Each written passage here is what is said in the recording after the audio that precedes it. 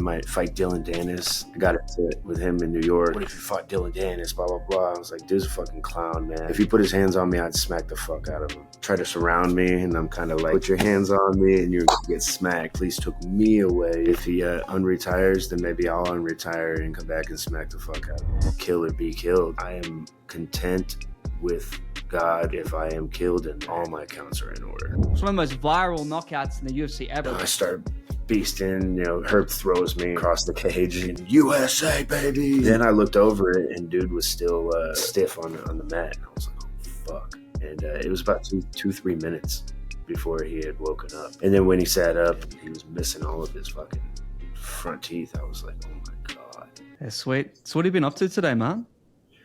Man, just teaching private clients and whatnot. Is that at Fortis, or have you got your own gym now?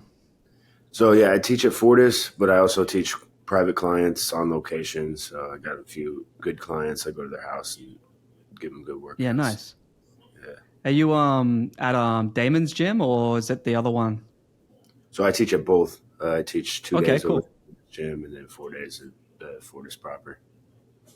Yeah, sweet. Man, I really am excited to come out there. I'm going to go into Austin and then Dallas in like late October, early November. So I'm keen to check out the gyms and just see what's going on there, man, because that Fortis MMA tribe, man, that whole gym and all the people you go over there, man, just absolute dogs, amazing fighters, awesome camaraderie, the coaching, everything around there, man. It's just seems like a good vibe, good training. And it's like, it seems like from the outside looking at it, like really hard training, but also just good team camaraderie. Yeah, man. Especially like at the beginning days when we first started off, we were a team at Octagon MMA, and we were like taking over Legacy. We go 8-0 on certain cards, and like myself, Damon, Miles Johns, Charles Bird. We kind of started Fortis.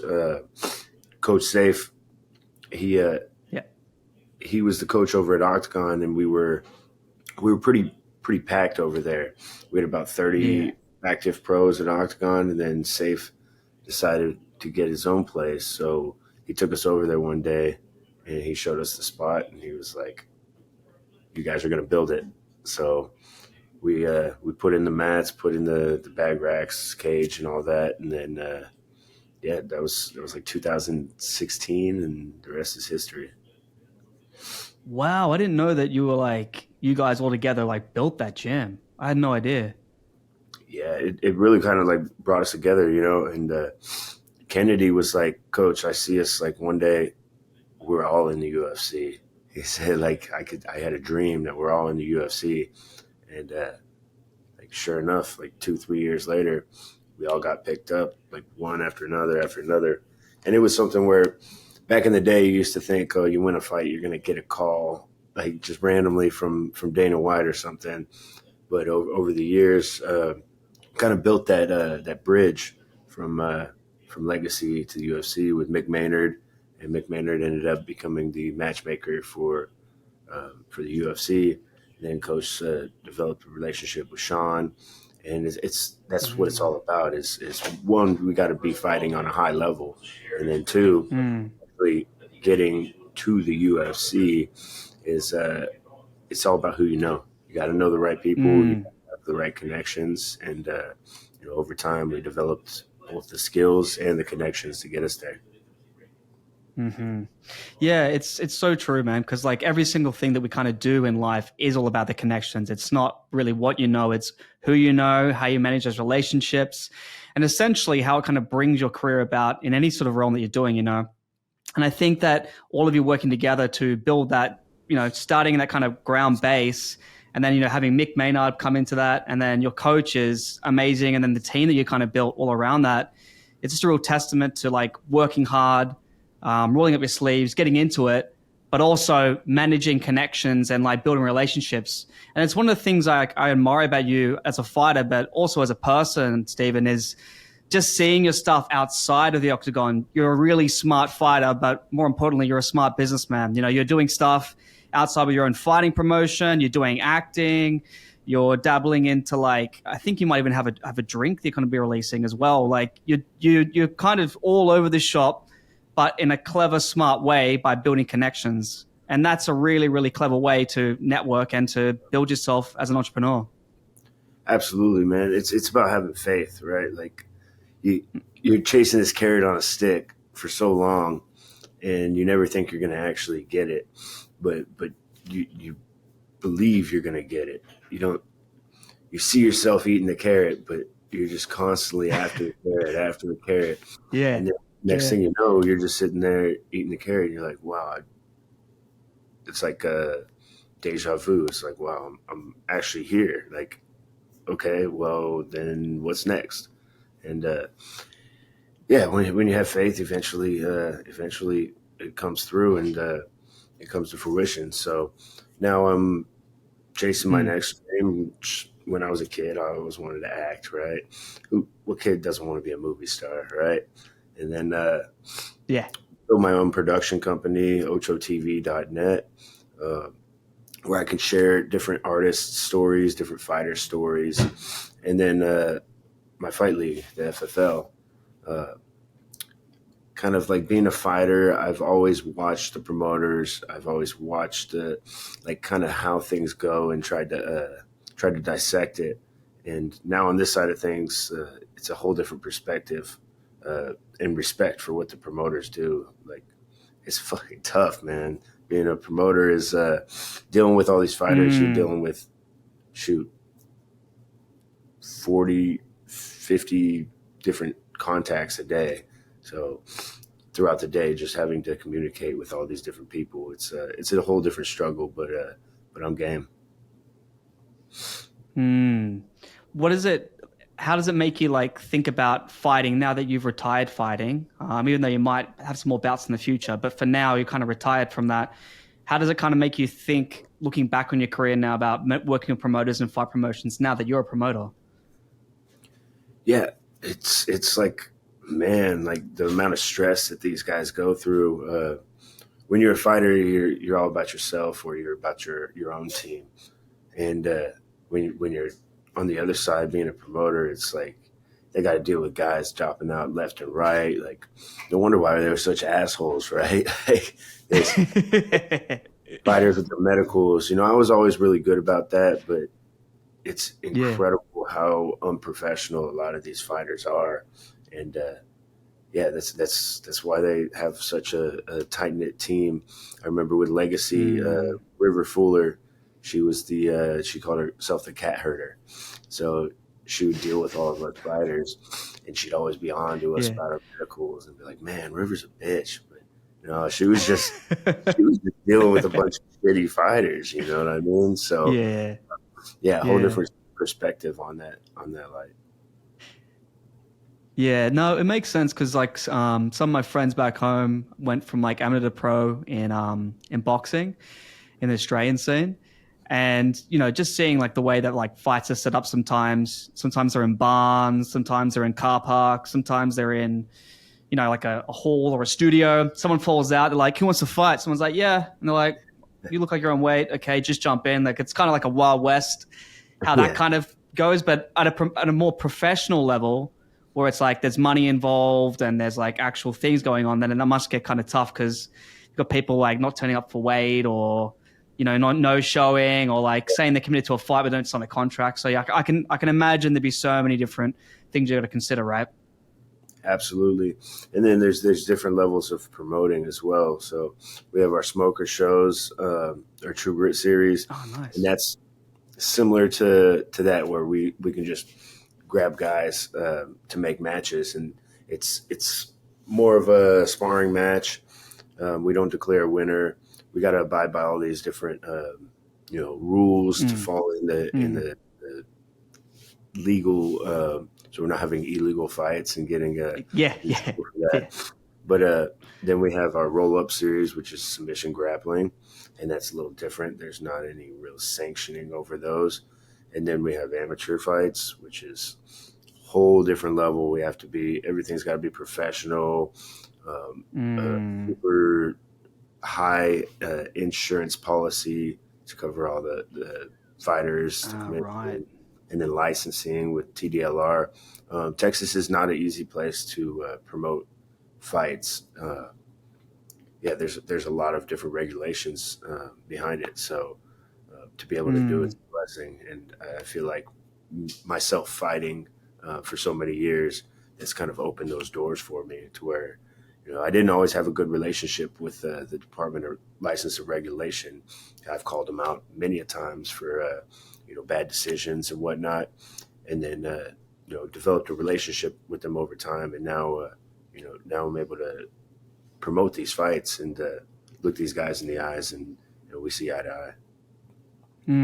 Well, it's amazing that you're doing it, man. And I think one of the things you've been talking about that I noticed you say a lot is talking about self-belief, like having the actual inner desire to think, I have this, this vision to, whether it's like open up your own promotion or study a business or your own like company we're doing with media as well, right?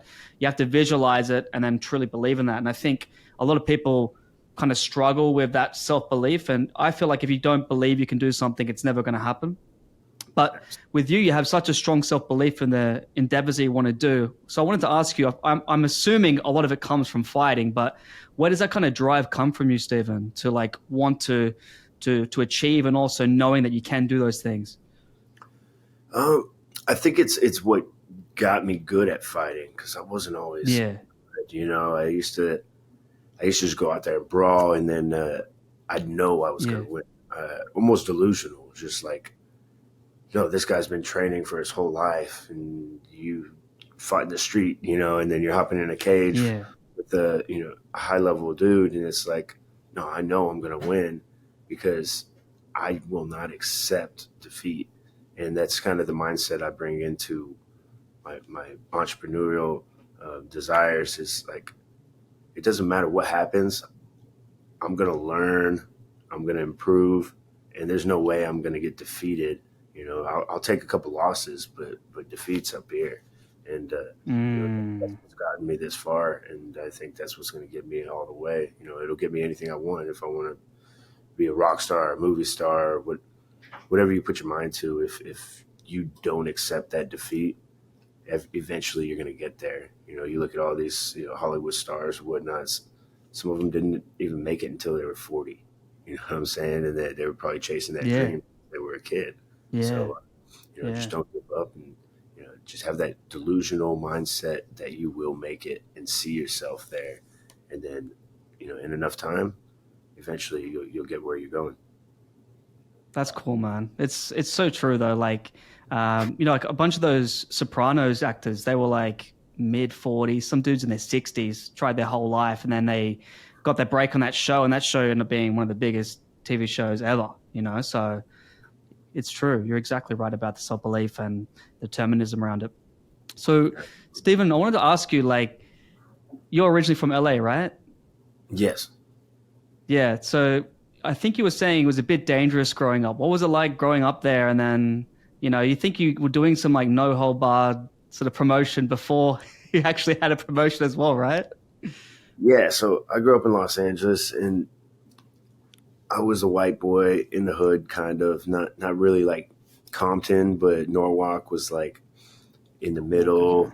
And Okay. so I would get in fights when I was younger, and it was like out in LA, if somebody's talking shit, you get hit. And Yeah. when I was real young, I run my mouth, and sometimes I get beat up for it, right? So I learned to kind of hold my tongue and not talk shit. Then when I was 15, moved to McKinney, Texas, and everybody was talking shit. So what did I do? I put my, hey, you want to talk shit? Bam. They're like, oh, that fucking kid from LA, he's got short fuse, is what I heard pretty commonly. It's like, I don't see a short fuse. You talking shit, man. Like, you talk shit and you expect nothing to happen. That's where I'm from. This is how we handle it. So that led to me getting a lot of fights at school, and getting in trouble for it. So at the time I would watch WEC on Versus, and the UFC, the Ultimate Fighter won on Spike TV, and Oh yeah, classic. man, that's so dope. Like, I wish I could do that.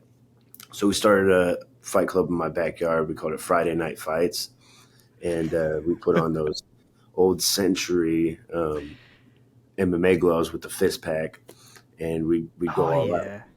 No mouthpiece. We just go out, no holds bar, kneeing each other in the head, kicking each other in the head on the ground. Like, it was brutal. And all the neighborhood kids and the kids from school, they would come. There was some 30-year-old men in the backyard drinking What? 40, watching a bunch of kids fight. It was pretty crazy. My parents were going through a divorce at the time, so my mom Yeah. was like, as long as you don't leave, you can do whatever you want in the backyard. So I had about 30 people every Friday night. And there's this one kid, he would lock me up in a triangle choke, and he'd Yeah. elbow me in the top of the head, and I'd start bleeding everywhere, and they'd stop it. I'd be like, no, that's freaking gay. What are you doing over there? And he was like, oh, it's jujitsu. And I was like, all right, I got to go where you're going. So I went and trained where he was at, and at the time it was in a garage with Coach Garcia, Second Chance Gym, and that's where I got started. 30 days later, had my first amateur fight, and then fell in love with the sport. So you just jumped straight in. Oh yeah, man. Oh, it was like, I'm not gonna train and not fight. So it's like, well, you need 30 days minimum. I could get you a fight. You move. He's like, you want to go pro? I was like, well, let's start with the fight, and then Yeah. so yeah, he took me down to it was like Odessa, Yeah. middle of nowhere, Is that Texas. neat? Sorry, where's that? Yes, the middle of nowhere, West Texas. Okay. And then my first advice before I walked in the cage was, I want you to go out there and punch and kick them, and grab them and squeeze them and pop them like a pimple. And then the door closed, and I turned around, and I was like, oh shit, I'm on my own in here. So yeah, that was the first advice going into my first fight, and I think it really helped with my mindset, because when that cage door closes, there's nobody that can save you. It's all you. So when you were like, so when he gave you that advice, were you just like instinctively, okay, just punch, kick, don't get stuck in your thoughts, just like go straight into the thing and No, I was like, go that's out the stupidest advice I've ever heard in my life. I was like, oh my God, what am I doing? Like, no shit. You go in there and punch, kick them. And squeeze him, right? Yeah, squeeze them and pop them like a pimple. I was like, oh my God. Were you with that coach for long? I trained with him for about a year and a half, 2 years. I didn't know any different. I was like, this guy doesn't know what he's talking about, but he can give me fights. So he was an old boxing coach. So old school boxing.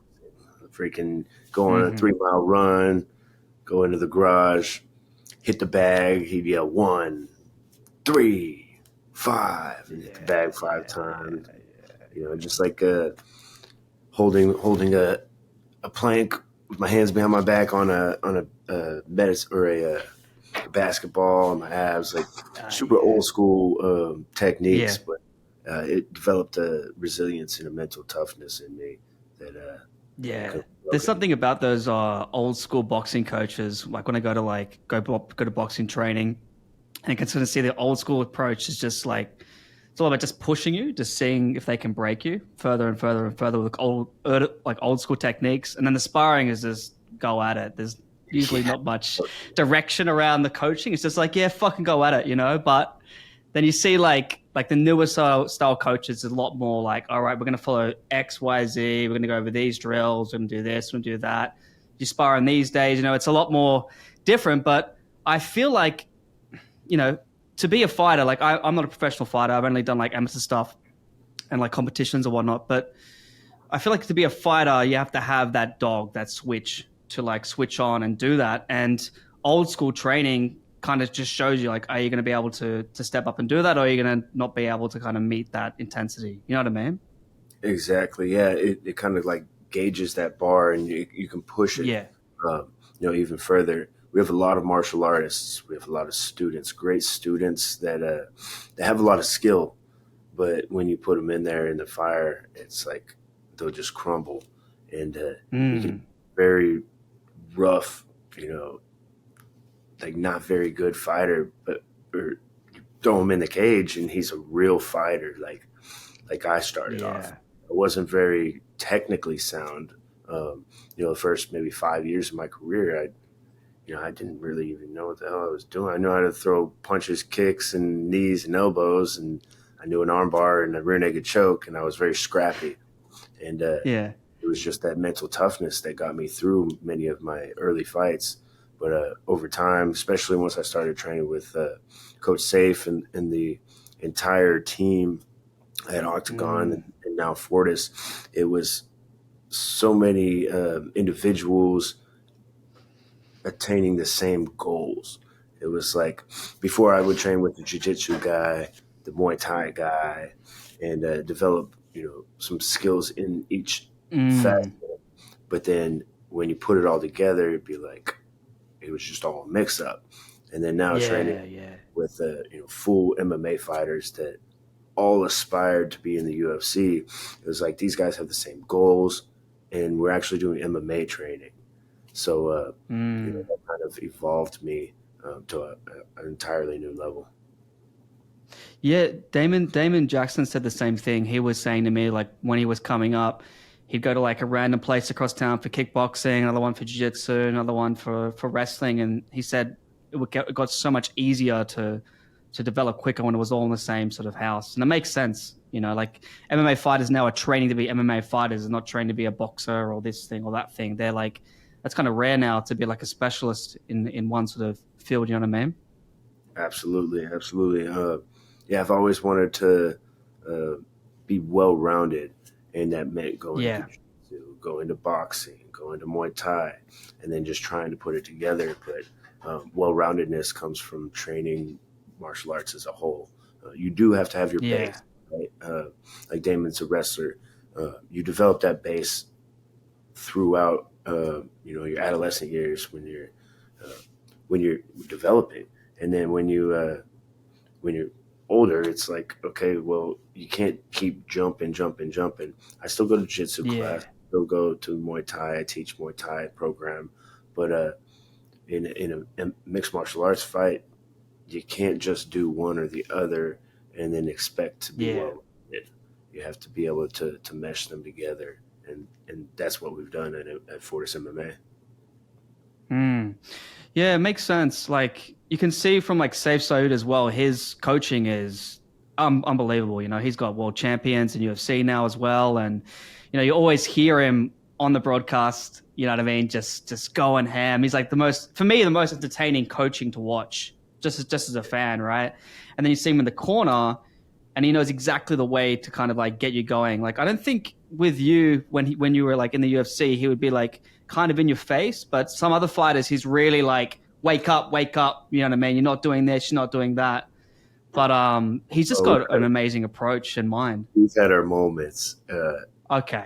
Yeah, he used to be a lot harder on me. Like, man, like, what the fuck are you doing? Blah blah blah. Because I'd go in there and just war. Like, I need you to do Yeah. this, this, and this. And he's developed so much throughout my time with him. Uh, like, yeah, he's the best gym or the best team or the best coach in the game. But I feel like he's always been the best, and he's developed to learn to coach each fighter as an individual, especially working Mm-hmm. with like Macy. Uh, he Mm. hadn't had female fighters before Deborah Cruzman, Macy Chiasson, and then now we have 5, 6 female fighters, and the way he coaches them is completely different than the way he coaches Mm.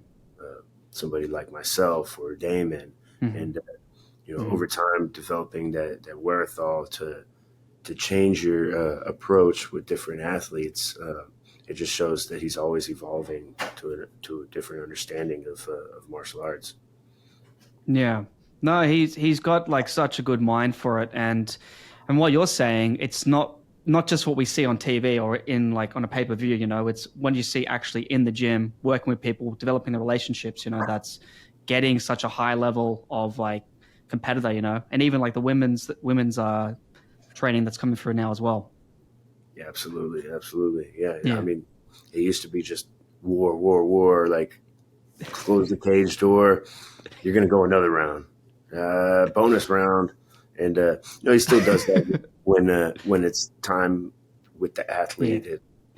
Somebody's in Yeah. there and they're not ready, and they're kind of trying to dog it and just like Mm. take it easy and coast through rounds, but then he has other people where it's like, okay, you're fucking busting your ass and you're fatigued. You need to take the night off. And I'm just like, Mm. where did this coach come from? You know what I mean? Like, before this, like, if you if you can't make it, then you're not ready.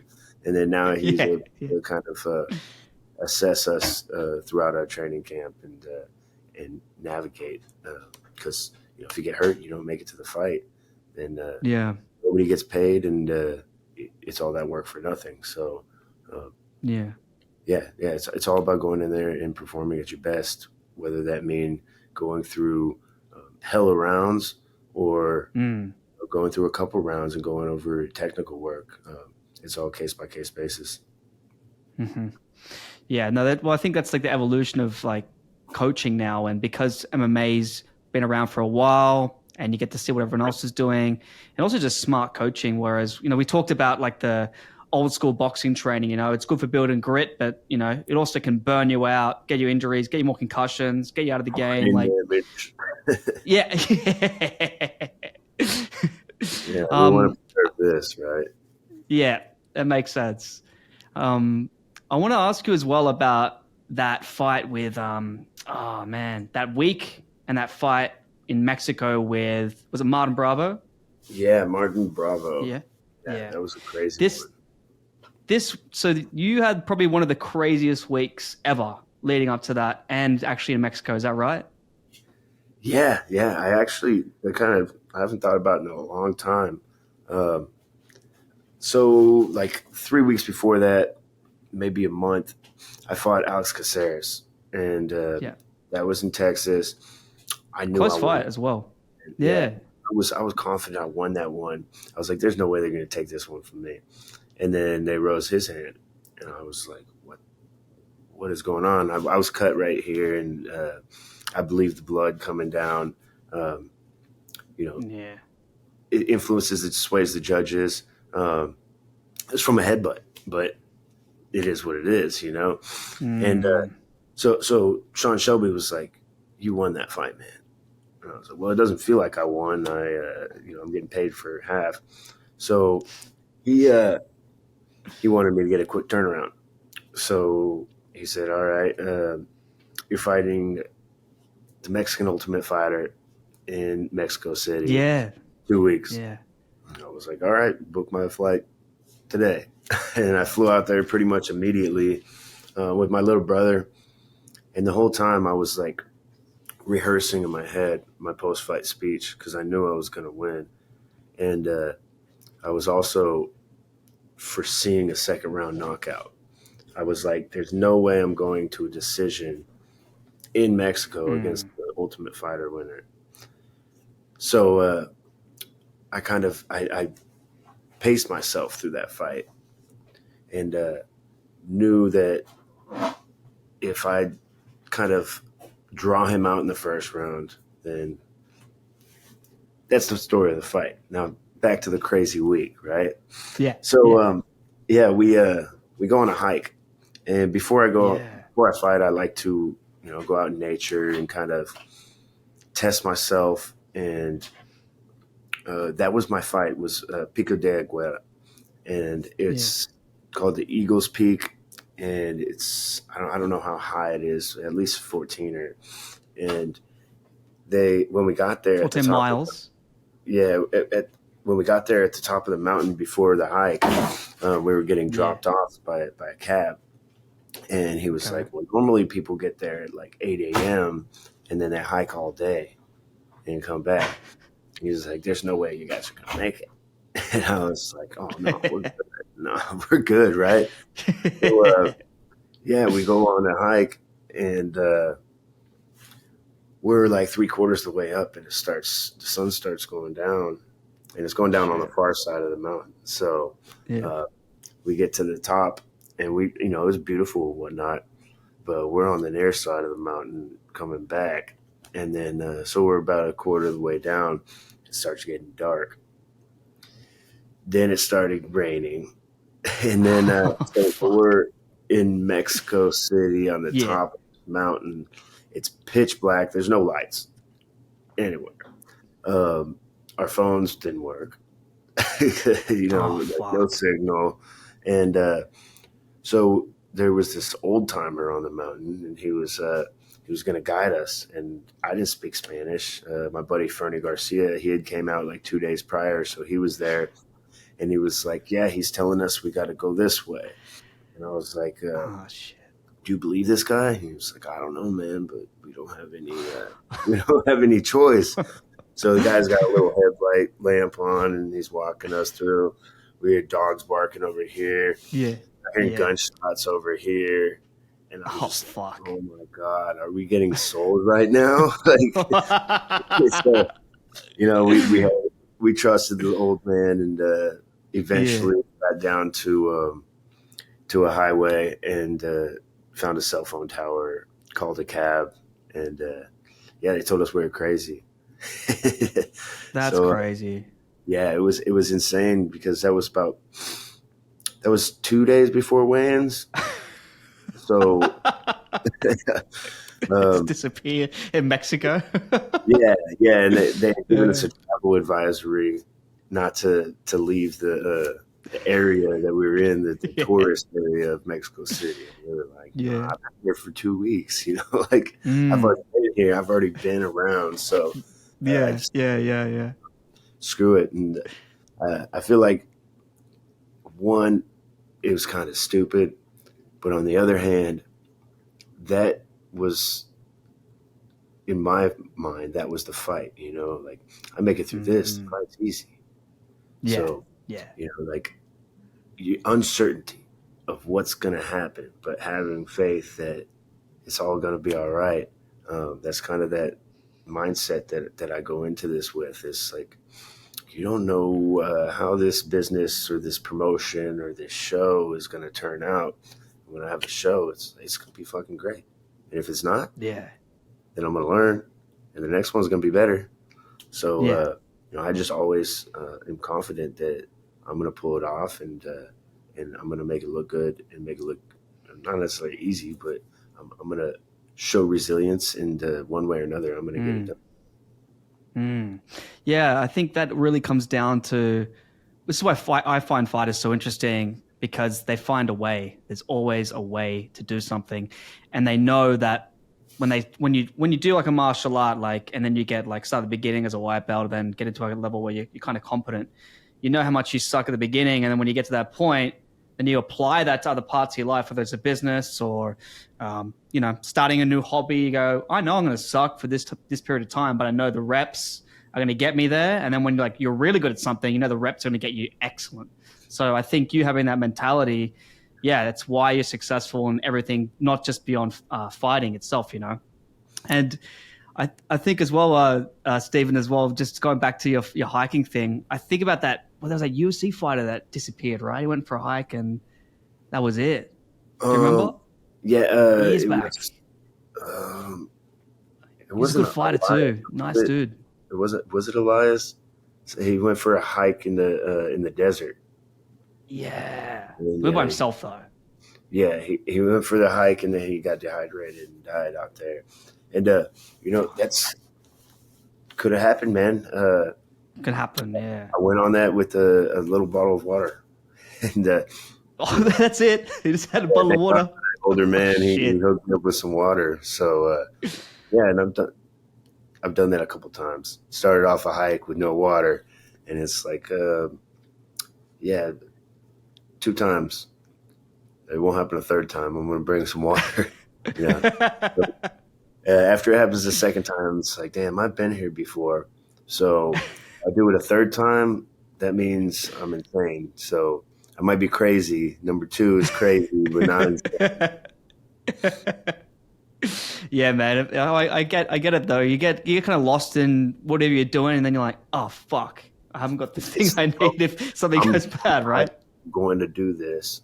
I don't know how. Yeah, And then after you do it, you're like, okay, well, I should have done this and this, and it would have been a lot easier. And then, yeah, you just improve from then on. yeah, that's true. And then so after that, I think did you have a tough weight cut for that fight as well? Not that one, man. Okay, okay, Yeah, that one was pretty smooth. It was right okay. after the fight before it. The tough cuts came after COVID. Uh, Ah, I don't believe it had anything to do with COVID. I believe it had to do with just years and years and years of cutting weight. I used cutting. to fight at Yeah, 135, and I yeah, you used to did. cut weight by myself. I would Oh I wouldn't shit. be able to get lower than 153. So that was my Mm, bottom weight mm, before I dehydrated myself. So yeah, in 24 hours, I would cut 18 pounds. And I would do 18 it pounds at 24. every time. That's That was huge. routine for me, starting Mm, when I was 18, 19 years old. So I would cut it in the tub by myself. I'd tell my wife at the time or my girlfriend at the time that you could check on me, check on me. And they didn't realize, I'd like to think they didn't realize what actually was, how going intense, on. Yeah, like you could die in there. If I pass yeah, out, slip under in the tub. But, cutting 18 pounds on a regular basis was just the normal for me. Uh, yeah. and then over time, I couldn't make Mm, 135. It was like, I'm going to die in a tub yeah. or in a sauna if I keep doing this. So I went up to 145. And then, not even a couple years later, like right after COVID, it was like I was cutting 13 pounds or less Okay. to fight. Chase Hooper was the What? first time it happened. Yeah, yeah. And I was like, easy money, right? There's no That was a good way fight. that I can't make this weight.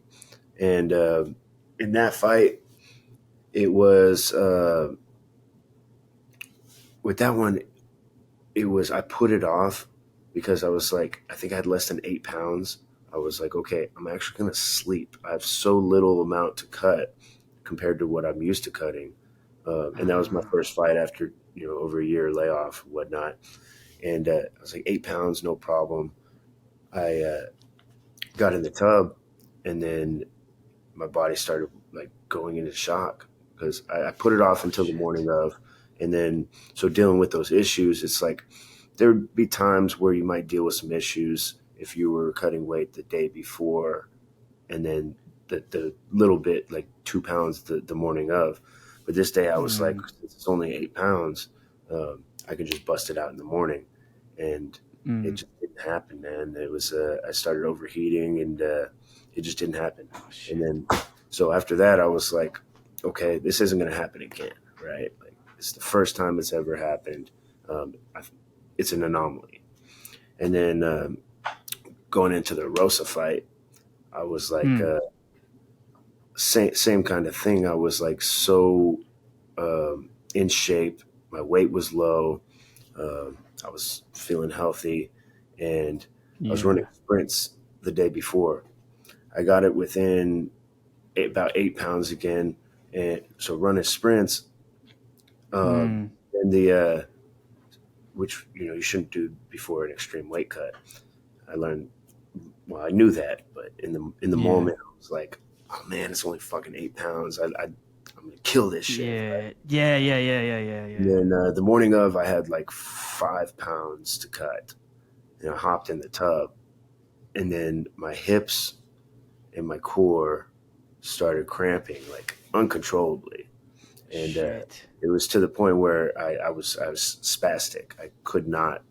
I was like, Whoa. okay, I have 4 more pounds to cut.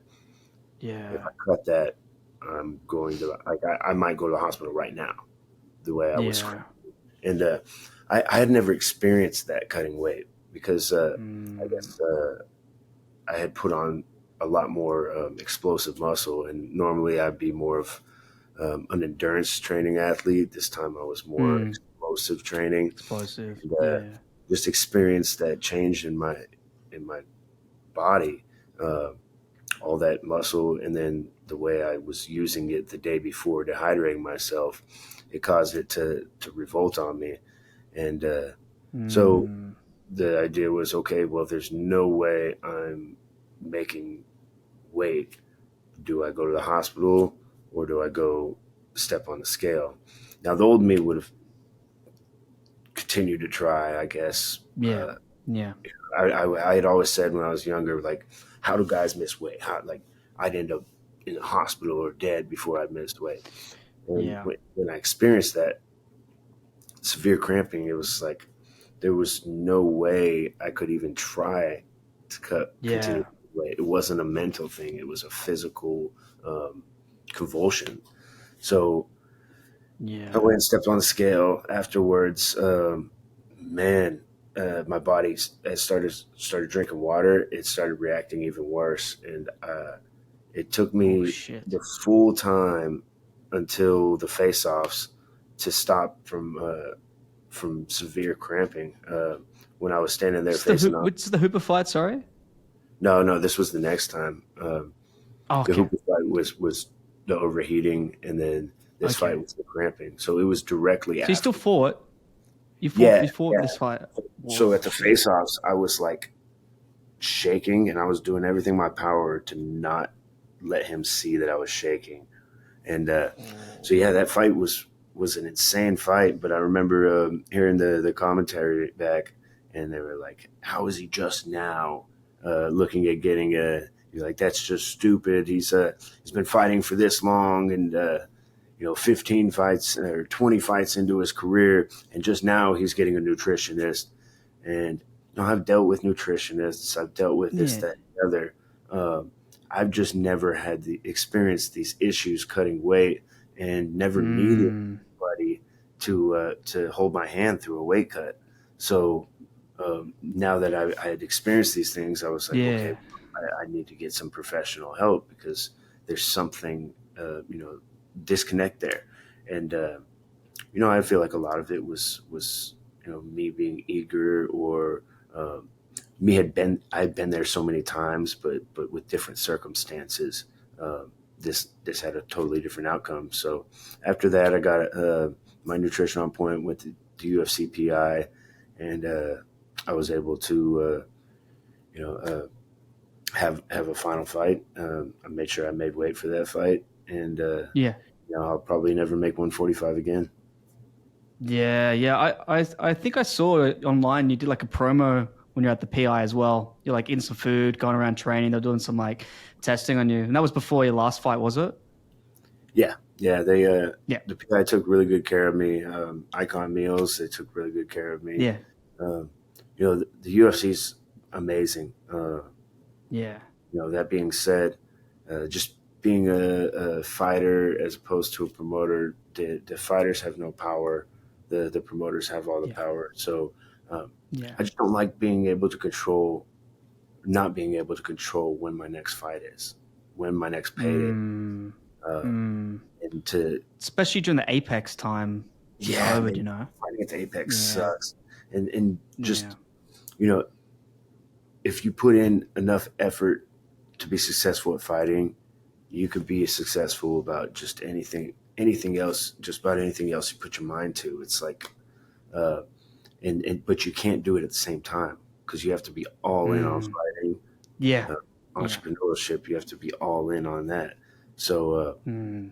I decided to take things into my own hands and step away while I was I still got this and I'm still Yeah. young. So Yeah. there's always an opportunity for me to come back at 45 if I wanted to. Yeah. I'm 34 years old, so Mm. who knows? Maybe in the next year or two, I might fight Dillon Danis, freaking Yep. clown. I got Yep. into it with him in New York, and something like that. Like these guys get paid way too much money. I was Mm-hmm. getting paid fair when I was in the UFC, but guys like Chase Hooper, he made more to lose to me than I got paid to beat him. And Yeah, it's crazy. the kid was like, he had like 10 fights. I'd been fighting when he was Yeah, a child. yeah, I'd been a yeah, professional champion when he was a child. So it comes down to who is watching you. And the kids, got 1 million followers on Twitter, and that's translates to him making a lot of money. I yeah, don't like that. I don't like the politics in that. I do yeah. understand it.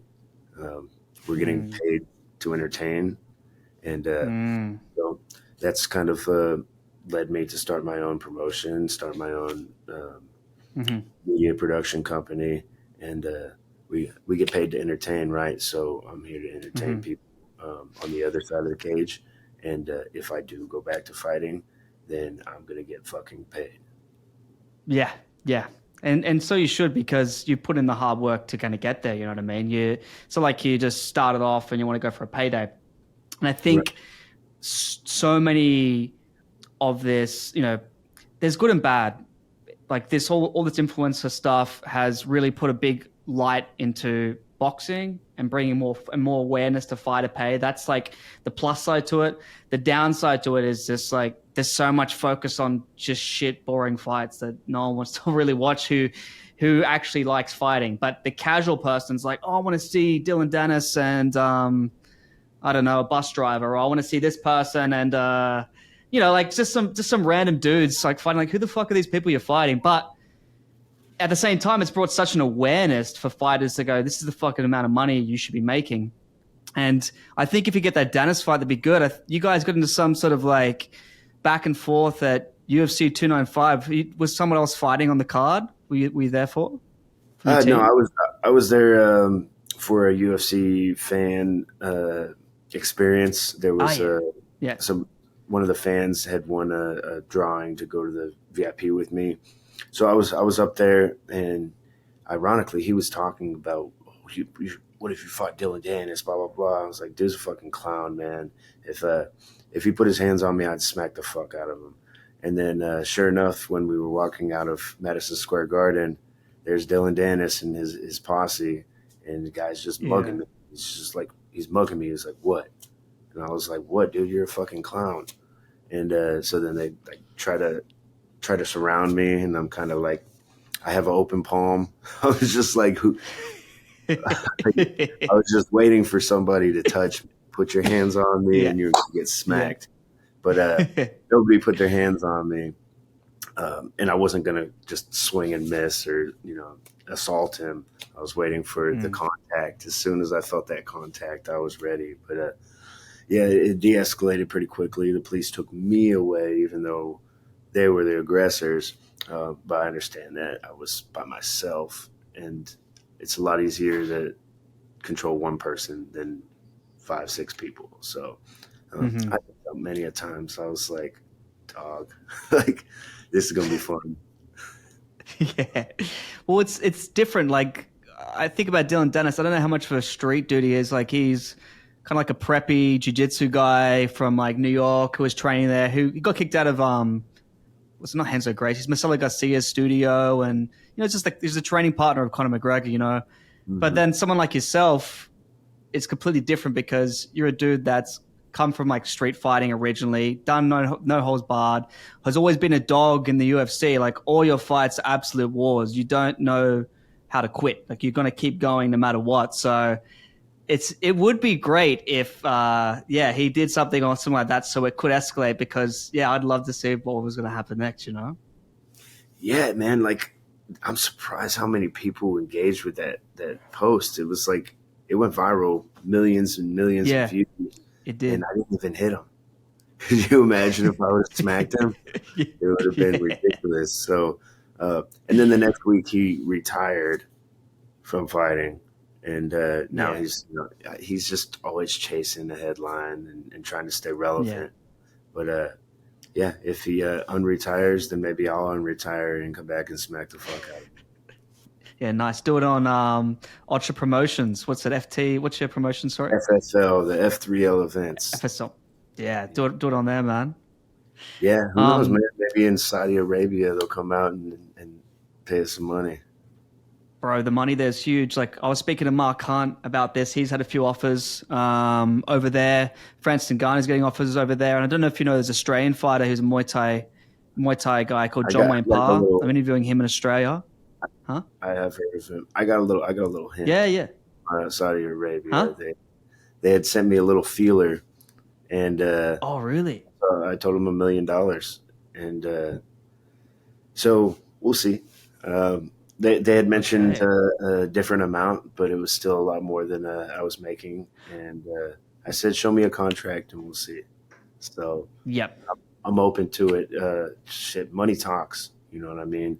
Uh, there's not a lot of things that I wouldn't do for the right money. You know, Yeah. there's things that I wouldn't do because of my morals and whatnot. But Yeah. there's a lot of like money talks, and you talking $1 million, you can get me to do quite a fucking bit. Yeah. What's a lot of things are worth $1 million, I'm for not what, fucking for love like, fighting, 15 man. minutes. Yeah. I do love fighting. Just Yeah. fighting on the highest level for so long, for just barely being able to pay the bills. It's not. It's not gonna be. It's not sustainable, and Yeah. it's one of those things where eventually you're gonna go out sorry. Like I Yeah. hate to say it, but I've never been knocked unconscious in my career, and Mm. I walked out from the sport never being submitted, never being knocked unconscious. It's like not a lot of people can say that 15 years Yeah. into a professional fighting career, um, and it's only a matter of time before you zig when you should have zagged, or you flinch and blink at the right time, and you wake up with your face broken, or your brain completely different. So Mm. I wanted to walk away before something bad happened, not just for myself, but for all the people that look up to me, my son, my students. Yeah. Uh, when they see me take Mm. an L, it hurts them, and I have to fucking not let it show. Not let Yeah. my emotions show that what I'm going through, because that directly influences them. So they go watch me. How does he handle this? Like Mm. how is he okay right now? And I just Mm. show that I I got to be strong so that they can handle it and be okay. So Yeah, if that's if I were to go out sorry, I don't think that would be they wouldn't be okay. A lot of people wouldn't be okay. So I couldn't let that happen. Not for less than $1 million. $1 million. That makes million sense, bucks. right? All right, 100%. man. Yeah. Like it's my time.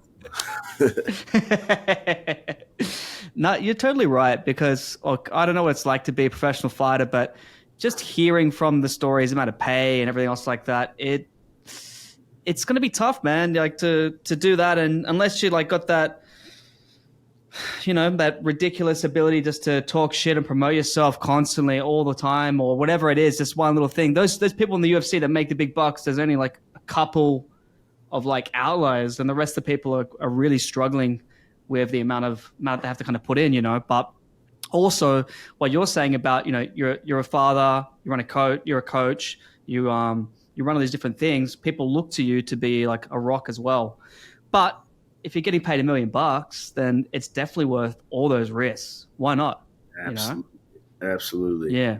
Um, yeah, I mean, and I'd have to be here in there. Mm. If I were to ever break in there, I wouldn't be able to live with myself, not even for $1 million. If I were to get Yeah. knocked out, I could live with that, right? Yeah. Uh, Yeah. but my mindset is, if I ever tap in a full cage fight, like submission match is a little different, and Yeah.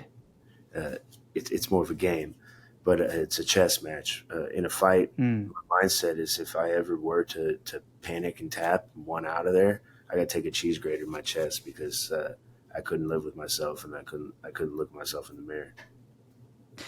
Yeah, I wanted to ask you about that. One of the things I noticed you said on another interview was you talked about squaring things away before you're done fighting, or before you start fighting. So, for example, having all your accounts in order, everything good with your family, your business, all that stuff squared away, because you're going to be focusing on this one thing, and it's about fighting and winning. And you remind me, like, in terms of your fighting, your spirit, like, a Justin Gaethje, Holloway, and more important, the most one you remind me of the most is Enson Inoue, because I interviewed him in Japan, and he talked about like writing letters to everyone if he's going to die, because all he's thinking about is, I'm not going to make it out of this fight. I'm just either going to win or die. It doesn't matter what happens to me in this fight. That's the way I'm approaching it. And I think that's the way you approach as well, which is just fascinating, because that's not what everyone takes towards fighting. They get broken in some way and then they kind of crumble. Yeah, they don't live for this shit, man. Like I get right with God before I get in there. I clean out my closet. I clean out my drawers. Um, Speaking of, maybe I need to fight so I can clean my shit up. You know what I mean? Like I clean my car out, like get everything Yeah. right. Um, One, just for the streamlining convenience of it. You want everything to be efficient. You want everything to be on point. And then two, you might not walk out of there. You go in there with that mindset, kill or be killed. I'm going in there to kill, and I am content with God, with the universe, that if I am killed in there, that all my accounts are in order. Mm, yeah, I can tell, and I think that's just going to make you such a better fighter if everything else is. It makes so much sense to be squared away and focused. And I think with what you're doing now, because you're doing multiple things, I can see why you're saying, if I'm going to focus on fighting, I need the pay, because it's everything. It's not, I do fighting and I'm doing these other things, because you got to be completely dialed in, because someone's coming to essentially try to kill you. Yeah, I'm not just doing it for a payday. I'm doing it for Yes. legacy. I'm doing it because I'm put there for a purpose. And it's not just to fuck that person up. That is Mm, the objective. Like when you hit a target in the military, right? They're hitting a target, boom. It's They're hitting the target not just to fuck those people up, but there's a mission there. And me getting in that mm, stage and accomplishing this task of fucking that person up in front of me, that's fulfilling my mission, or part of my mission, to one, speak to the masses, inspire, motivate my following, and that's kind of in order to do all of this, I need to fuck this dude up, and that's the mindset yeah. I have, and you know, kill or be killed. Because if I go in there and I go out on my shield, then people will be like, yeah, that was that dude. Like he went out fucking swinging. Mm. And you bring that to every single fight that I've seen. And going back to like the one in Mexico, right? You were the underdog. The guy's like the Ultimate Fighter winner. You're in Mexico. You've had the hike before that went down, where you could have disappeared. Then you're opening the card, right? In Mexico, crowds going nuts. You come out first round. First of the round, the guy's pressuring you, and then I think halfway through that first round, you switch on, and then you start fucking him up. And then going through that fight into the second round, you just putting the pressure on him. And then I think he spun first for that elbow, then you countered that. And it's one of the most viral caves. It's one of the most viral knockouts in the UFC ever. I think it's got like 30, 40 million views. It's one of the craziest KOs. So I wanted to ask you, like, you were the underdog and facing all those challenges, man. How did that help build you into the fight, and then how did it feel to fucking get that win as well in that spectacular way? It's ironic, but not really. I had said before that you're gonna see how I react when my back's against the wall. You put everything against me and you trap me against the wall. How am I gonna react? And that's how I felt in that cage. It was like my back's against the wall, my career's on the line. Had I lost that fight, I could have got cut. Mm. And so in that moment, and it was like, okay, like, how's this gonna go down? I threw a jab, he spun, and I was like, oh shit, I'm moving the wrong way. I was moving into his power that he was spinning into. I put Ah. my arm out to parry, and I parried his spinning back fist. So you see the elbow come, but that's because I parried his arm, so his arm never extended. And so I Oh, so you're parried it, parrying. You're parrying like a. Yeah, and okay. then I'd been in that position a million times, not where somebody was spinning and I was there, but in the foot position and the angle I was at, and I just recognized it because I used to throw the spinning back fist with reckless abandon. When I was 18, 19, I would just in training just wow because that was the most power I could generate by spinning. So so when I had parried, I was like, wait, he's right over my shoulder. So I slowed down time in that moment. It was like the Matrix. I was right there. I looked over my shoulder. I saw him and I screamed and threw it across his jaw, and you could hear it echo through the arena like fucking home run. And it was pretty silent when I I noticed that. came down, and then I started beasting. Herb throws me across the cage, and so I start beasting. And I'm like, "Fucking USA, baby!" And just pissing people off. And then my coach was like, "Hey, it wasn't safe, but my coach was like, "Hey, man, hey, we're in fucking Mexico City, dog. Chill out." And, then I looked over and dude was still he was like stiff on the mat, and I was like, "Oh fuck!" And that was like 30 seconds a minute after. So I took a Oh knee shit. and I prayed. I was like, "God, please don't take this guy. Please let him wake up." And it was about Yeah. 2-3 minutes before he had woken up, and it was just Oh silent in fuck. that arena. So yeah, I had goosebumps and all that, and then when he sat up, everybody started cheering, and I went over to him and shook his hand. He had he smiled to me, and he's like, "It's cool," and he was missing all of his fucking front teeth. I was like, "Oh my god!" Like, I, What? yeah, um, that fucking changed me. That moment, um,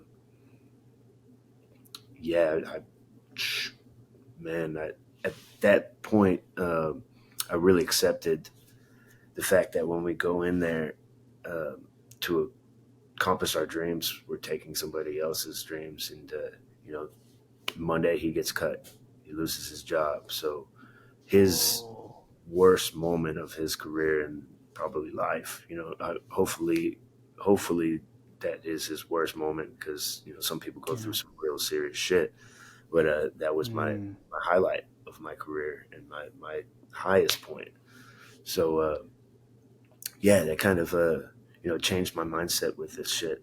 Um, I don't want to fight kids, chasing their dreams. I want to fight fucking OGs. I want Mm. to fight guys that are where I want to be. I want to fight Mm. somebody that's just here to accomplish their dream. That's not there yet. So Mm. I felt that going forward, and with these kids in the gym, I try to while you're fighting, you got to have a fucking purpose to fight because you can get your life fucking taken, you can get your jaw broken, you can get face shattered. There's all kinds of bad shit, and you can have a whole career. Like I've never had my nose broken. Um, Yeah. have a whole career and not have it happen. Thank God that I made it here, but I had to take a lot of people's careers in order to get to where I'm at, and that's Yeah. the Wow. hardest part about this sport. See, I've never heard anyone explain it like that, but it makes a lot of sense because one person's going to win and one person get severely hurt.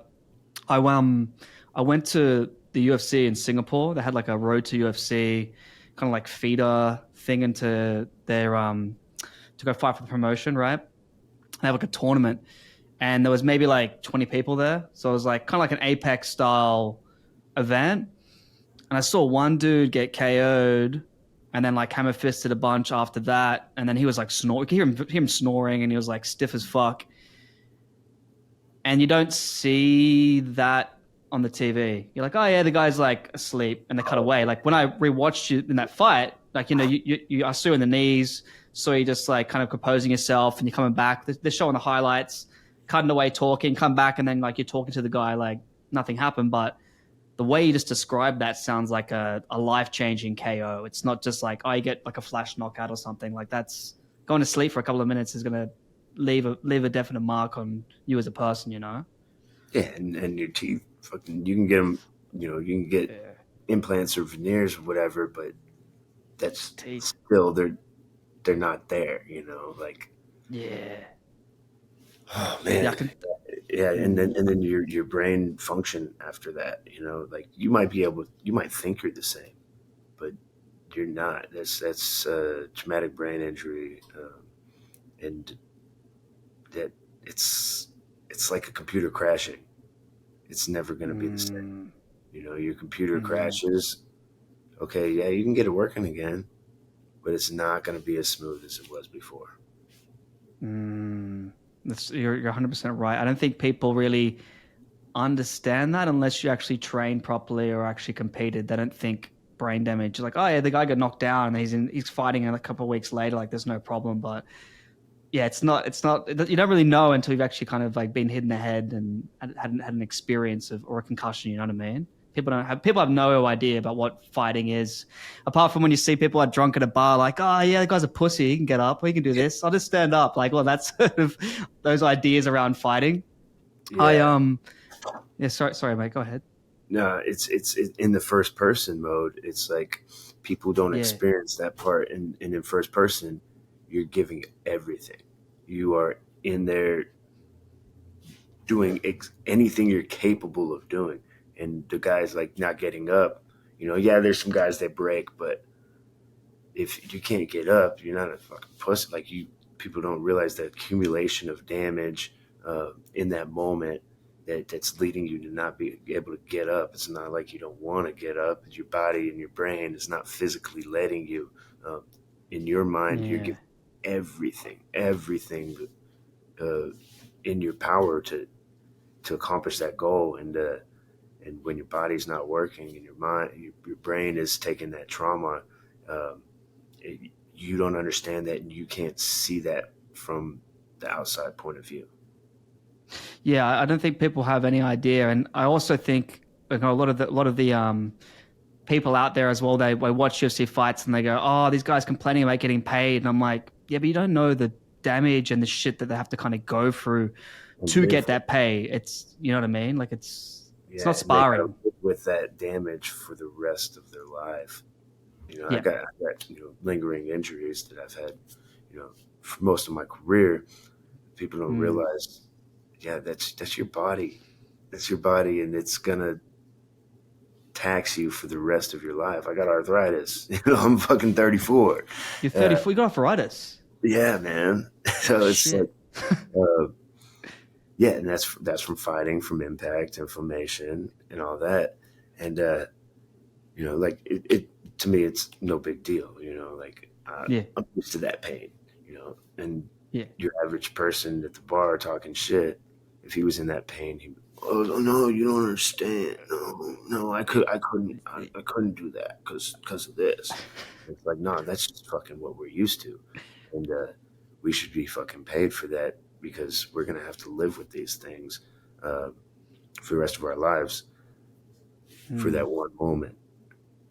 And mm. we've been doing it.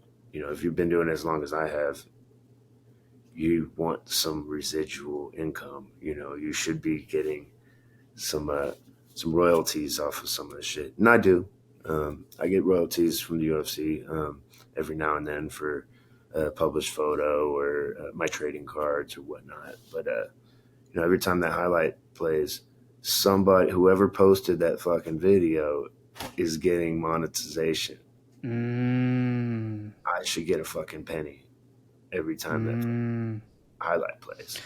Yeah, you should. Wasn't there something they were going to do like an NFT thing where you can buy? Do you remember there was a thing like a couple of years ago they were talking about Yeah, buying NFTs for UFC's moments or right. something? Yeah, they. I actually know one of the guys. He's a good friend of mine now. That works with UFC Strike. sometimes takes me to the UFCs. We go chill in the VIP and whatnot. But yeah, they need to make my NFT. I Yeah. think it's only right that the spinning back fist be a fucking NFT, um, and give me a little bit more bread. Yeah. You should, because that's one of the craziest KOs ever, you know? Plus It's the scene that in Mexico. the only reverse spinning back fist where he spun and I spun. Yeah, And there's only I don't like think, yeah, eight there's spinning back nothing fists else. Yeah. total. So it's got to be fucking number one. Yeah. Especially because it's a counter as well. Like someone spinning and then you're going around that, doing the exact same thing back and knocking Yeah, them out cold, you know? Like that's a super rare moment. yeah, absolutely. Yeah. Timeless. I have to ask, sorry, Steven. What were you I said saying? timeless. I call it timeless. Timeless. Yeah. It is. I have to ask you about something as well. Like on your Instagram, there's some like steroided, juiced up dude trying to fight you. I don't know what it is. There's some Oh guy like on your. yeah. What's this thing about? I Oh, have to that ask you about clown, it. man. Yeah, he wants to fight me for charity, and he does all these underground. He's the underground king of Fort Worth or whatever. Um, guy's a clown. I don't think he'd ever actually fight me, but for $1 million, let's go. You know what I'm saying? Yeah, no, yeah. We used to be cool, but he started barking up the wrong tree. So uh, Okay. yeah, I just I shared that out of beef season, just trying to push my fighters that I'm promoting to promote themselves. Uh, Lead I by example see. type thing. Like Okay. you're asking about that fight right now, it sparked some interest in you, and that guy is not a fighter. He's not a pro fighter. He's an underground fighter or whatever. Uh, Uh-huh. but just posting that video got hype. Okay, well, if you have Yeah. a fight coming up, I'm not saying go out there talking shit or whatever, but promote your fight, man. Like tell people you have a Hmm. fight coming up. Hey, buy some tickets. I don't understand these guys. Like they want to be professional fighters, but they don't know how to fucking sell a ticket. You should at least have Hmm. family there. If they don't support it, then have your friends there. If your friends don't support it, fucking hustle. Like I used to have fucking legacy posters at 7-Eleven. I'd get 300 printed out, and then I'd just go around town, just post, hey, can I put this up here? Yeah, Yeah. sure, no problem. Promote your fucking fight, and then that's how you make money in the sport. Yeah, well, like in Australia, like a lot of the fights, you have to sell tables. You have to sell tables and dinner packages, and I don't know if you have that in the States, but like at boxing events where if you're on the card, you have to sell like at least 7 tables, and the tables maybe like, maybe 1,000 Aussie, which is 700 US, and I then should they get food, drinks, entertainment. Yeah, I should start implementing that, man. Like mandatory. If Yeah, you don't sell at least 10 tickets, then you're not fighting for us because yeah, these fighters act like they're doing me a favor for fighting for me. I'm like, dog, I started this league to to provide you with yeah, opportunities. I didn't start this league because I want to be a fucking MMA promoter. I started yeah, this to build something that's not already there, to try to improve the sport and provide more opportunities for the young up and coming fighters. So, they these guys that aren't training at Fortis, they think I got some agenda. I'm setting them up or whatever. It's like, fuck you, man. I'm setting you up with the opportunity. You go in yeah, there with this guy, whether this guy is my student or whatnot. I'm not coaching him. I'm sitting here. I'm running the show. Uh, I, mm, I can get him to the fucking arena, and then you step mm, in the arena, and you guys fight. It's equal opportunity for both guys, uh, and then you accept the fight. You accept the fight. Uh, yeah, to think that I got an agenda and trying to set these guys up. It's asinine that they don't mm, see that I'm putting myself in a vulnerable position financially mm, and my reputation on the line. to Yeah. promote them and give opportunities, uh, and then they can't even sell a fucking ticket. Fuck you, man. Like, yeah, like, they, Yeah. fucking get it straight. Where promoters are providing you with opportunity, and if you don't appreciate that and and do your due diligence to try to make it worth it, then why why would we book you? Why would Yeah. we give you an opportunity? Because fighters are a dime a Mm. dozen. And I said that when I was a fighter, and now I'm saying it as a promoter. There's tons of fighters out there looking for an opportunity, good, bad. Hmm. There's some shitty fighters that sell a fuck ton of tickets, and then there's some good fighters that think that they're the shit, and they need to get it straight, because I don't care how good you are at fighting. If nobody wants to watch you fight, then you ain't worth shit. Mm. Yeah, that's well. At the end of the day, it's entertainment, right? It's you bringing your skill set to the table, but the people watching want to be entertained, and they don't know. Maybe they know about fighting, maybe they don't know. So, if you did have something where they would actually have to bring an amount of tickets to the table, then they're gonna bring up the hype, and as well because they got that pressure of having your family, your friends around, and those are the people you turn to come to the fight. Then you're gonna go in there ready to go. You're not gonna go in there going, I guess kind of cruise into what I'm kind of doing. You know what I mean? Yeah, yeah, I'm definitely going to implement that, like in our fighter agreements, a mandatory minimum ticket sales. That's smart. Yep. I think it's a smart move. Um, so as well as this, like you're getting into acting now. So what's the process been like, and what sort of stuff you've been doing with this, Stephen? So I've done a few stuntman gigs for like music videos and some other stuff, but since retiring, I got a gig to basically act in a movie called The Actor, and it was a fun maybe 6 7 days of shooting, and a year later it finally came out. So it's one of those things where you record it and whatnot, and oh, I saw you recording that movie. Like, when's it coming out? I don't fucking know, man. Like, I don't know. And, some stuff I Yeah, recorded still yeah, hasn't even come, and I don't even know if it'll ever come out. Uh, but yeah. this one was a pretty high level production. A low budget film, but I got paid, more than I've gotten paid to do any other acting gig, and that came out on Amazon Prime and a couple other streaming platforms. Uh, and watching the movie, I was like, damn, like I'm actually in a little bit more of it than I thought I'd be. And the reviews I've gotten from at the premiere, people just coming up like, great job, great job. I'm like, I could definitely fucking see myself acting in the future, and I'd like to switch from the bad guy role to maybe action Good hero, guy. but you know, Yeah. I'll take what I can get right now. And I'll tell you what, in every acting gig that I've done, I'm the bad guy and I die. I get killed. So maybe one day I could be the good guy, the hero. But for now, I play a bad guy, and I play a pretty damn good bad guy, if you ask Yeah. me. And yeah, and I pay for it in the end. So it's cool though. It's cool watching it on screen, and uh, my family. They really like. I could see it. It brings a different light out of them to see me in that arena, because at watching me look at me after fights, sometimes they're like, damn, dude, like they got in movies, they can see me all bloodied up, and they're like, Yeah. it's so cool that it's not real. It's So, not real.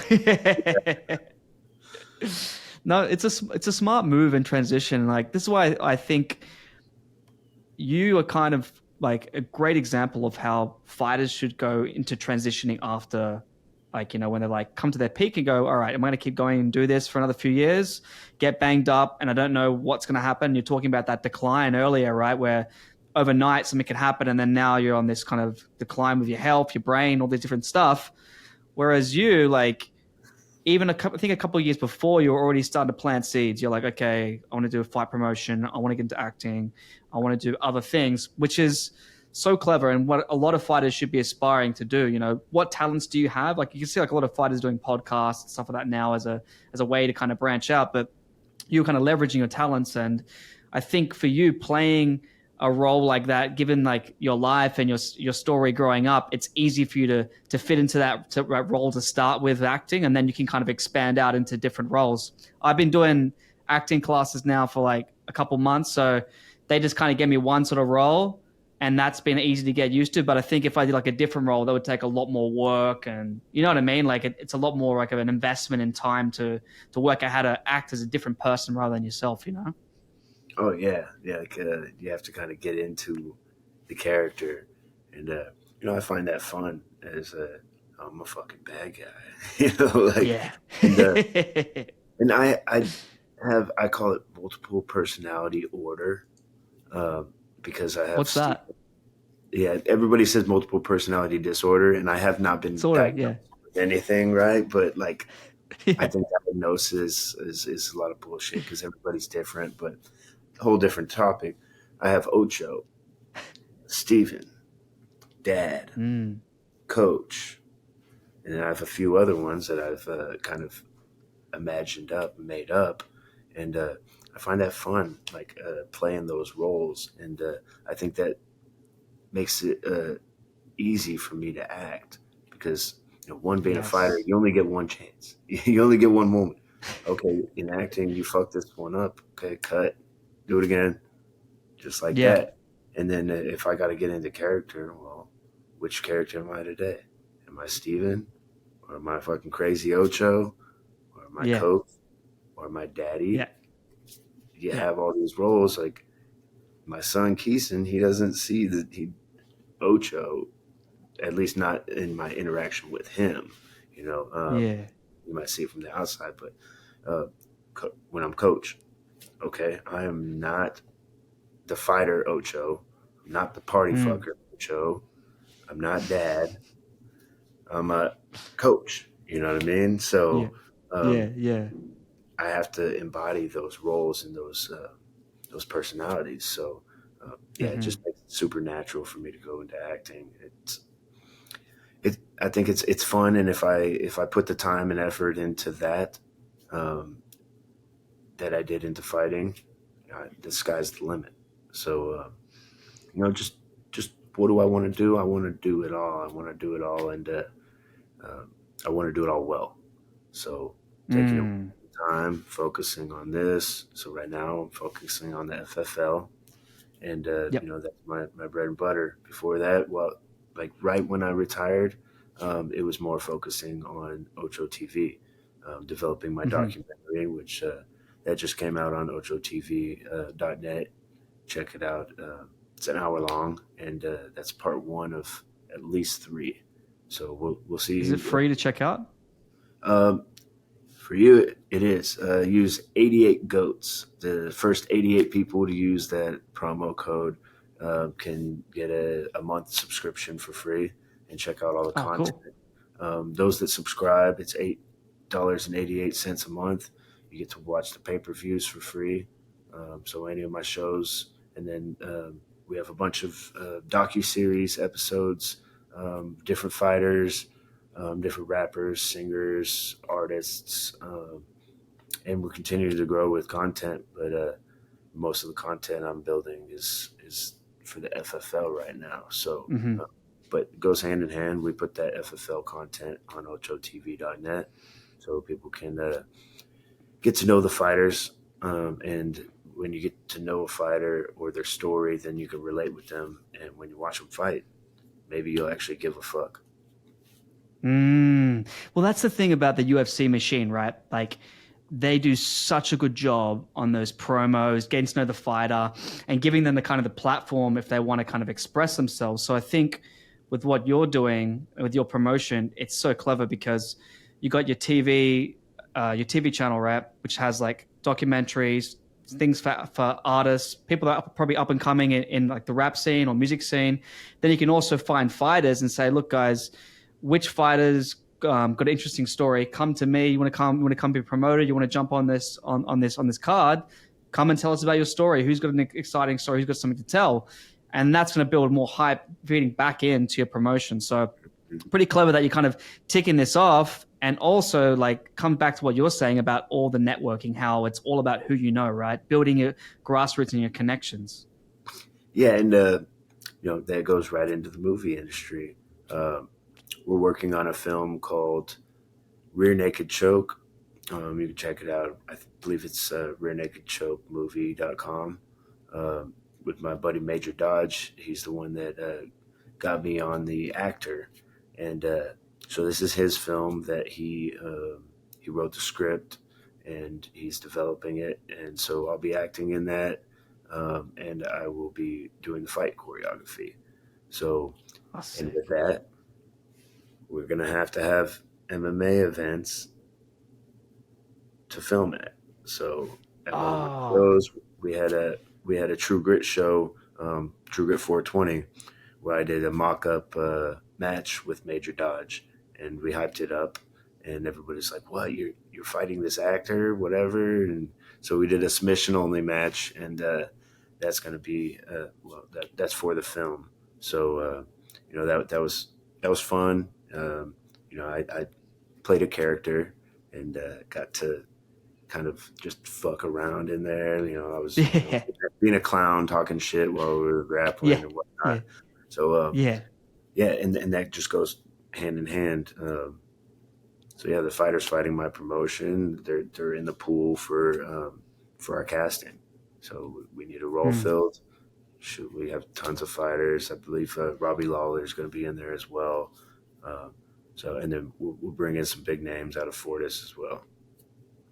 Oh, wow. That's awesome, man. You got like a pool of people that you can kind of bring in there as well.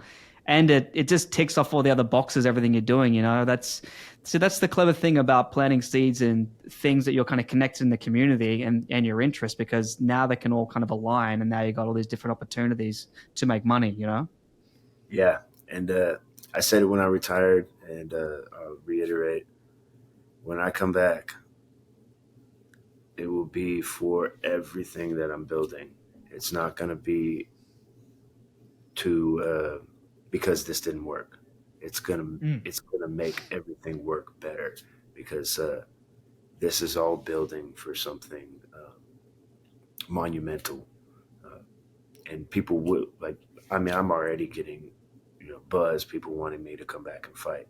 People will want to see me fight again, and when I do, it will bring everything that I've built right now with it. Yeah, definitely, man. What's the thing that you're most focused on right now that you want to kind of get attention towards? Is it the promotion? Is it what you're doing in acting, or is there some other business opportunity that you're working towards at the moment? It's all about F3L events. It's Okay. we got 3-4 more shows coming up this month, or this summer. So we got July 27th, True Grit 5, and then August 3rd is our second roll up tournament. So we'll be rolling out to Houston and doing a tournament, submission grappling, 8 minutes only, or 8-minute time limit, submission only. So fuck the points. We want people going after each other's necks. So That's sick. That's big thing. And then on a side note, I have a nonprofit, HHH Foundation. It stands for Housing Homeless Heroes, and we're all about working to get our veterans off of the streets. I've come across way too many homeless veterans, and it's bullshit. These guys, like, they go overseas and fight our politicians' wars, and then they come back and they're all fucked up. They get kicked to the curb. Yeah. And Yeah. nah, man, like, we got China owning land in the U.S., and then we got our veterans living on the streets while we're putting trannies in fucking housing. Like, what the fuck? Like, put the veterans in the housing. Like, so I started a nonprofit, Housing Homeless Heroes Foundation. If you want to check it out, hhhfound.com. That's Okay. big. You know, I really relate with veterans in a Yeah. different aspect. I didn't go overseas and fight, but you know damn well if the war came to our home front, I'd be right there on the front lines. Hmm.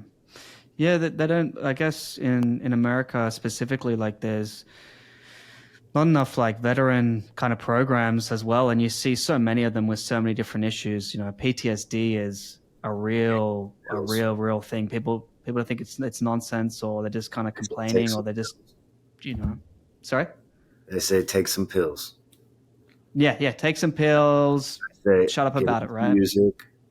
You know, Yeah, express yourself. Get into martial arts and find mm. a purpose. Find your purpose. And Yeah, so, like, that's our whole mission is to get these guys rehabilitated. Really, just hmm, give them therapy, give them an outlet. Um, yeah, rehabilitate their injuries, and then the rest will take care of itself once you give them a motivation. Um, then they'll be all right. You know, the yeah, PTSD. I hate it when they call yeah, things disorders. You know, yeah, ADD, bipolar yeah, disorder. It's like, no, man. yeah. Like, you call it a disorder, and then you're already victimizing that person. Mm, You mm, if you call it a gift, you know, I have ADH. yeah, I have fucking hyperactivity. That's a yeah. gift if you use it the right way. So Hmm. yeah, you have post traumatic stress. Okay, you're stressed. What do you do when you're stressed out? Therapy. Is therapy talking about it? Maybe for some people. Is therapy music? Mm, Is therapy martial arts? hmm. Is therapy painting?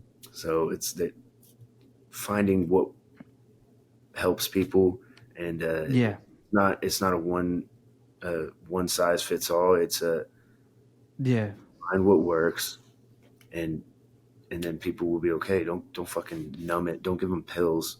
You know, yeah, rather self medicate than take some fucking pharmaceuticals. So yeah. find your outlet, and then everything else will fall into place. Yeah, you're totally right, Stephen, because like I used to work in Australia as a social worker. So I'd work with children with victims of like violence, sexual violence, drug and alcohol abuse, and work with their families as well. And it's very easy to put a label on something and then people to judge that label. That person's a bad person. They're a drug addict. They're a homeless person. They've got no ambition. And you don't know the story that people have gone through and what makes them human, you know? And sometimes, exactly what you're saying, they need different outlets. They need support. They need someone to listen to them, but they also need direction. And I think you being a fighter and also having these opportunities to give them, you know, maybe you should channel your aggression or things that have been gone bad in your life into martial arts, or maybe it is therapy, you know, like having that outlet's so important. So I think it's amazing that on top of all the stuff you're doing entrepreneur wise, that you're spending this time to focus on a real important issue, man. So good on you, bro. And yeah, I'll put some stuff in the interview so people can actually like see the foundations and what's going on. I'm surprised that like Appreciate it. uh, Texas has that issue too. Yeah, I think a lot of it's just awareness. You know, you get the Yeah, right people aware because there is so much funding and donations into um, a lot of different veteran nonprofits, but where is that money all going? Um, you know, yeah, we're pretty new, so we don't have much funding, but we do have a mission to uh, raise $150,000 to revamp this apartment building and house 12 veterans. So, Cornerstone Community in Dallas, Cornerstone Community Church, um, has offered this building, and it just needs to be remodeled from the inside. yeah. Uh, so that's our first goal is to get that 150 grand and start moving veterans in there, and then start building from there. That's tops, man. How cool. Um, so, Stephen, is there anything else that, you know, like coming back to everything we talked about today, all the entrepreneurship, the stuff you're doing, your life in fighting, what sort of advice can you give to fighters or people that are aspiring to to get out there and do something that might be looking to transition or change? Like what sort of advice would you give to people who are kind of in your position to kind of get out there and achieve the things you want to achieve? Just do it. Just fucking do it. If you say I want to do something or I wish I could do something, you hear it all the time. Like, man, I wish I could do that, or I Yeah. want to do it. Well, step one is fail. Try, fail, try, fail, adjust, adjust, adjust. Because you're not going to get it right your first time. But just Yeah. fucking do it. Yeah. That's awesome, man. It's true. You got to try, you got to do it, and you have to get back up and do it again. Get the reps in, Get right? used to failing. Just get Yeah. used to it, man. Because Yeah. if you can't handle failure, then you're never going to make it. You have to Yeah. be able to fail and still have that same drive or even more drive. Because when you fail, that's how you learn. And then it's like, okay, well, that didn't work. Does that mean that you're not meant to do it? No, it means you're not meant to do it with the method that you used that time. You change it, Yeah. you adapt, and you find what works. And, it's not always going to be how you see it in your head. But when you get there, you'll be like, oh, this is total. This is why I learned these lessons, and it'll be better than you can imagine because of the accomplishment, the just being able to accomplish that goal. It's like, yeah, when you fail so many times and trying to get to the UFC, chasing that carrot on a stick, and then actually getting there, it's like it's euphoric, like just being there. Yeah. And I'm still there. Whenever I go to the UFC, um, you know, they know my name. Like people act like I'm there every week. They treat me like Yeah. family. So yeah. Once you accomplish that, it'll be with you for life. Yeah. That's cool, man. It's cool that they still everyone like knows you as well, and you've earned the right because you've gone there, you've done the hard rounds, you've done the hardest fights, gone for everything as well, and yeah, you're just a testament to everything you've done, man. So it's amazing what you've done, Stephen. I'm really keen to see what you do next, and I also think, like you said, like the lesson people can take away is doing the reps. You've got to do those reps, but sometimes when you fail, you got to adjust that. Like the old saying is doing the same thing over and over again, but expecting the same results, insanity, right? So I think what you're saying is learn from that, adapt, and then you can do whatever you want to do, right? Be crazy enough to do it twice, Yeah. but change it before you go insane. Yeah. Exactly. I think it's a good way to put it. Steven, thanks so much for your time, man. Appreciate you, bro. Really, really appreciate you spending so much time to talk about all these different things. We're keen to see what you're doing next. And yeah, all the best, bro. Thanks, brother. I appreciate you having me on. Thanks. Stephen was an amazing guest, but what did you think? Let us know in the comments down below. And if you want to see my conversation with the McGregor of Muay Thai, a Malaysian phenom who could be the next big superstar, you can do so right here. But before you go, don't forget to like, comment, and subscribe.